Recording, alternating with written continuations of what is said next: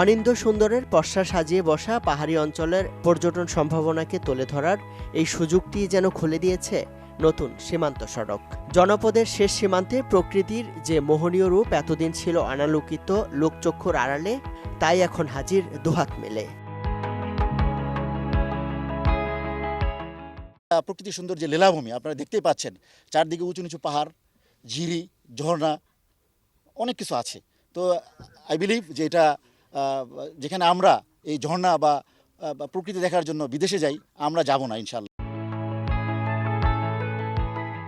সীমান্ত সড়কটি যেন নিজেই পর্যটনের বিপুল বিস্ময়, তার উপর রঙিন প্রকৃতি, যা উপভোগে এখন মুখিয়ে অ্যাডভেঞ্চার প্রিয় মানুষ।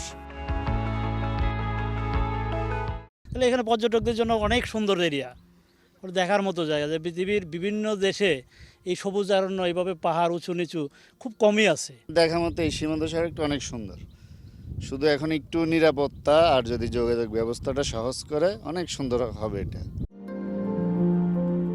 1036 কিলোমিটারের এই সড়ক নির্মাণ করছে বাংলাদেশ সেনাবাহিনী। যথাযথ নিরাপত্তা আর আনুষঙ্গিক সুবিধা নিশ্চিত করে পর্যটকদের জন্য দ্রুতই খুলে দেয়া হবে সড়কের কিছু অংশ।